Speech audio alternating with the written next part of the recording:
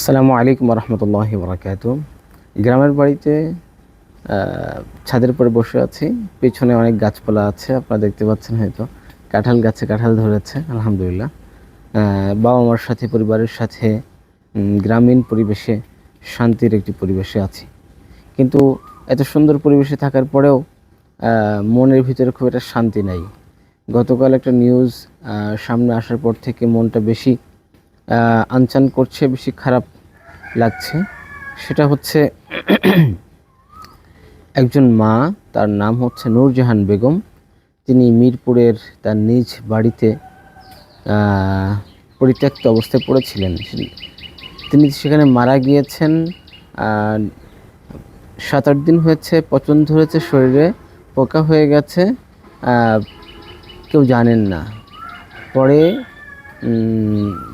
তার মেয়ে, তিনি হয়তো কোনোভাবে খোঁজ নিয়েছেন বা কিছু, মেয়ের বাড়িতে থাকতো মা, তো নার্স নিয়ে এসেছেন। নিয়ে এসে পরবর্তী 999-এ ফোন দিয়ে প্রশাসনের মাধ্যমে তাকে উদ্ধার করা হয়েছে।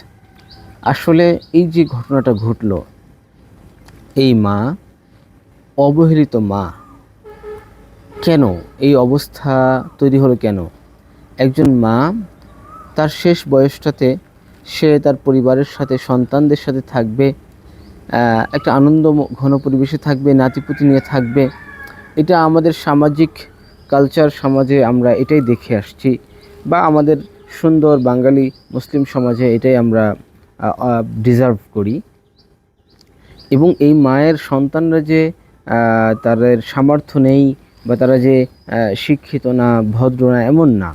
তারা সমাজের সুশীল, ভদ্র, মার্জিত। তার এক ছেলে যুগ্ম সচিব, এক ছেলে বুয়েটের শিক্ষক, এক ছেলে কানাডা প্রবাসী, এবং একজন মেয়ে। 3 ছেলে 1 মেয়ে। মেয়ে তিনিও একটি স্কুলের শিক্ষিকা। মেয়ে জামাই, তিনিও উচ্চশিক্ষিত। নিজের বাড়িতে, হ্যাঁ, মেয়ের ফ্ল্যাট, সে ফ্ল্যাটে থাকতো। সেখানে যে পরিবেশ, দুর্গন্ধময় একটা ময়লার ভাগাড়, এটাকে মানে ময়লার ভাগাড় বললেও ভুল হবে। এরকম পরিবেশে মানুষ থাকা তো দূরের কথা, এখানে এরকম পরিবেশে যদি কেউ যায় তাহলে তার হচ্ছে মানে অস্বস্তি লাগবে, দাঁড়াতেও অস্বস্তি লাগবে। এরকম পরিবেশে সে, ওই মহিলা থাকতেন। এবং আমি কয়েকটা পয়েন্ট বলি। সেটা হচ্ছে ঘরের যে পরিবেশ, ভিডিওগুলোতে দেখা গেছে এত নোংরা, প্রচণ্ড বাজে এরকম পরিবেশ, যে এরকম পরিবেশে সুস্থ একটা মানুষ কিছুক্ষণের জন্য থাকলে অসুস্থ হয়ে যাবে। দ্বিতীয় ব্যাপার হচ্ছে যে মারা গেছে, শরীরে পচন ধরে পোকা বের হওয়া শুরু হয়েছে, তারপরে যে মানে আত্মীয়স্বজন খোঁজ পেয়েছে বা মেয়ে খোঁজ পেয়েছে। তৃতীয় কথা হলো, ঈদের সময় যদি 7-8 দিন আগে মারা যেয়ে থাকে, তাহলে ঈদের আগে মারা গিয়েছে। ঈদের সময় যত খারাপ মা হোক, বাবা হোক, সন্তানরা ঈদের সময় ওই বাবা মার খোঁজ খবর নেয়। বাবা কেমন আছে, মা কেমন আছে। এই ঈদের সময়টাতে সন্তানরা আনন্দ, ফুর্তি, বিলাসিতায় তারা মানে করে বেড়াচ্ছে, কিন্তু মায়ের কোনো খোঁজ খবর নেওয়ার সুযোগ, সময়টুকু তাদের হয়নি। এটা আসলে খুবই হতাশাজনক, আমাদেরকে হতাশাগ্রস্ত করে ফেলে। আমাদেরকে আসলে আমাদের সামাজিক যেই অবক্ষয় যেটা ঘটেছে, সেটা চোখে আঙ্গুল দিয়ে আমাদের দেখিয়ে দিচ্ছে। এখান থেকে আমি আরেকটা পয়েন্ট বলি। এগুলি তো দেখা গেল যে মায়ের প্রতি সন্তানরা যে অবহেলা করেছে, সেটা সুস্পষ্ট।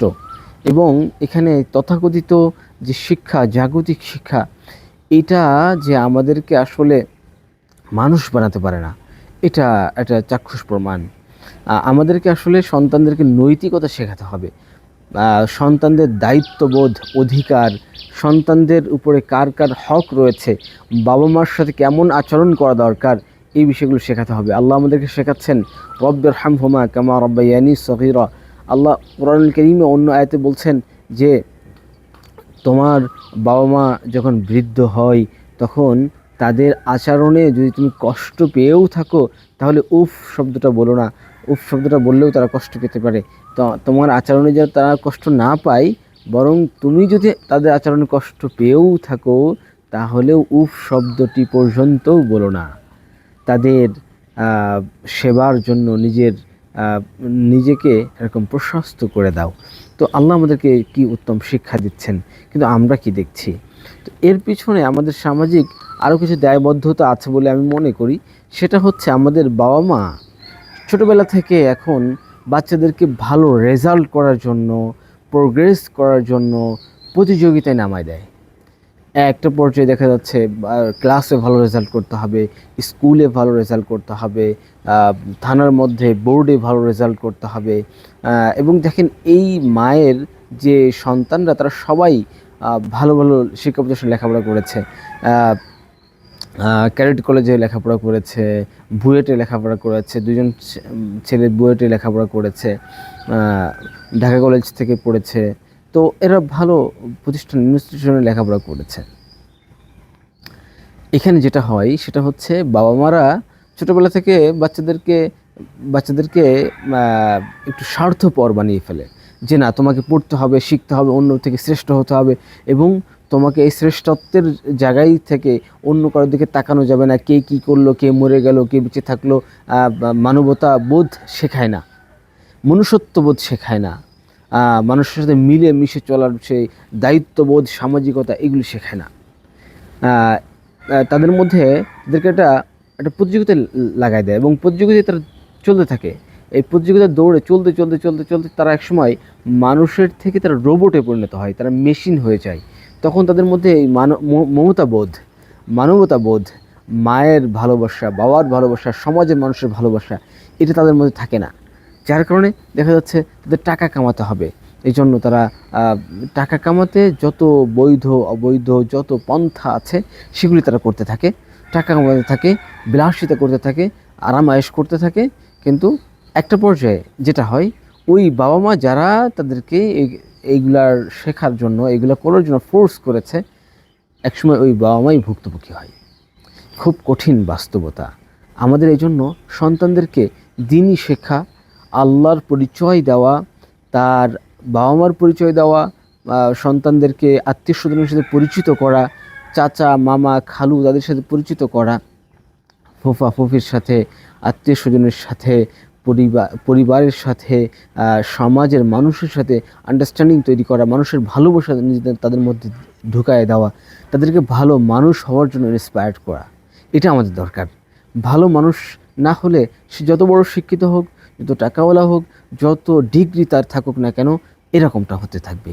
তো এই জন্য আমি অনুরোধ করব যে আপনারা যারা বাবা মা আছেন, অবশ্যই সন্তানদেরকে আল্লাহর পরিচয় দিবেন প্রথমে, তারপরে তার মধ্যে যে দায়িত্ববোধ সেটা জাগ্রত করবেন, ভালো মানুষ হওয়ার তালিম দিবেন, তাকে আল্লাহর ভয় ভালোবাসা শেখাবেন। আল্লাহ যে আমাদেরকে বলেছেন বাবা মার দায়িত্ব নিতে, তাদের দেখভাল করতে, তাদের সাথে উত্তম আচরণ করতে, এই বিষয়গুলো শেখাবেন। তাদেরকে প্র্যাকটিসিং বানাবেন, তাদেরকে সৎ ভালো নিষ্ঠাবান মানুষ বানাবেন। তাহলে এমন পরিস্থিতি আর আমাদের দেখতে হবে না। আল্লাহ আমাদেরকে তৌফিক দান করেন। আমরা আশা করি বিষয়গুলো বোঝার চেষ্টা করব।